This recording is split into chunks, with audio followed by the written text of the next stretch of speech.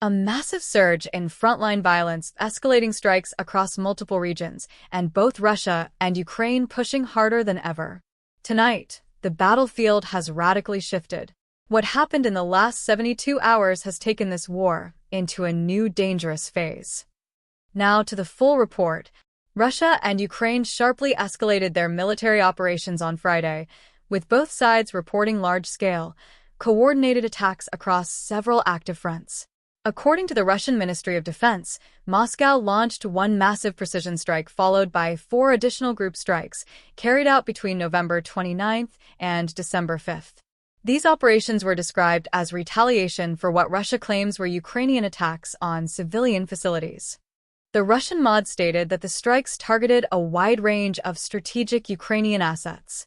These included defense manufacturing facilities, fuel depots, energy infrastructure, transport routes, airfield networks, and several UAV production and storage sites. Russian forces also aimed at Ukrainian ammunition depots, missile fueling stations, and temporary deployment zones used by both Ukrainian troops and foreign fighters operating in the region. Meanwhile, Moscow claimed to have achieved territorial gains on the ground. The Yuk Group reported the liberation of Bezymane in the Donetsk People's Republic, while Vostok Group units claimed control over Chervon in the Zaporizhia region. In addition, assault detachments from the 128th Separate Motorized Rifle Brigade continued clearing operations in residential zones and forested areas, targeting what they described as scattered Ukrainian resistance pockets. Russia further reported a series of successful air defense interceptions.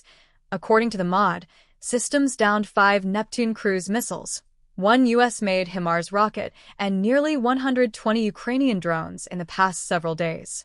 At sea, the Russian Black Sea Fleet claimed it destroyed 7 Ukrainian unmanned boats attempting to maneuver in the northwestern part of the Black Sea. More developments after this. Continuing the situation, on the Ukrainian side, the General Staff issued its own report, stating that 106 frontline engagements took place within the last day alone, one of the highest numbers in recent weeks. The fiercest battles were recorded around the Pokrovsk axis, an area that has seen intense clashes as both armies fight for strategic depth and logistical advantage.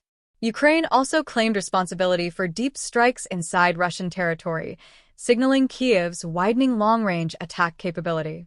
Ukrainian forces reportedly targeted a port facility in Krasnodar and an oil refinery in the Samara region. These strikes were described by Ukrainian officials as part of an effort to disrupt Russia's fuel supply chain, critical to sustaining offensive ground operations.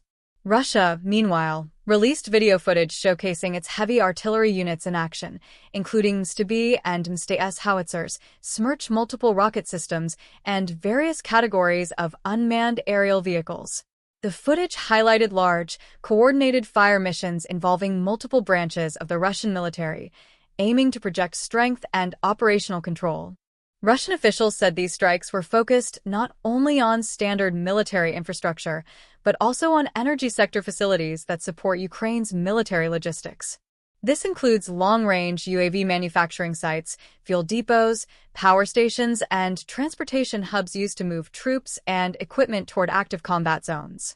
The increased tempo of operations from both sides suggests that the coming weeks may bring even more intense fighting. Analysts warn that winter conditions, though slowing maneuver warfare, may actually increase long-range strike activity as both sides attempt to weaken each other's infrastructure. And now to the final briefing. As the escalation continues, military experts say the conflict has entered another highly volatile phase. With Russia intensifying its strategic strikes and Ukraine expanding its deep strike reach inside Russian territory, both countries appear determined to maintain pressure across multiple fronts. The Ukrainian General Staff has emphasized that its forces remain fully engaged across the eastern and southern theaters, while Russian units continue offensive operations near Donetsk, Zaporizhia, and Kharkiv regions. Both sides are deploying advanced drones, guided artillery systems, and long-range missiles, making the air and ground battles increasingly complex. Reports indicate that Russia is focusing heavily on targeting Ukrainian energy and logistical infrastructure, aiming to strain Kyiv's war effort during the winter months. Ukrainian officials, meanwhile, maintain that their counterstrikes on Russian territory are intended to disrupt supply chains, oil processing facilities, and port operations vital to Moscow's military production network. As the war enters its third winter cycle, international observers warn that the growing intensity of long-range attacks may escalate risks for civilian areas on both sides, potentially drawing broader geopolitical consequences. This conflict continues to evolve rapidly, and every day is bringing new, critical developments. If you want more powerful updates, detailed analysis, and daily coverage of global conflicts, then make sure you subscribe to the channel, like the video, share it, and turn on the bell icon so you never miss the latest breaking news. Your support helps us bring you real-time reports from around the world.